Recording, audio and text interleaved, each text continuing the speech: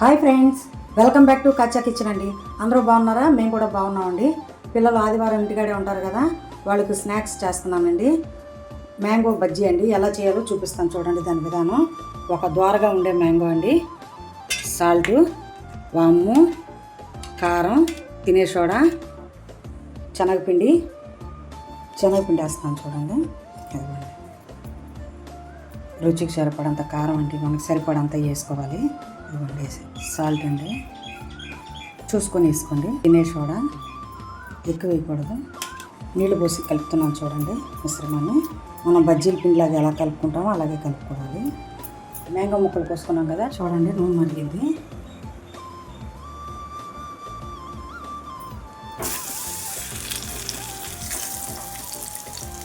Mango బజ్జీలు ready అయిపోయినాయండి.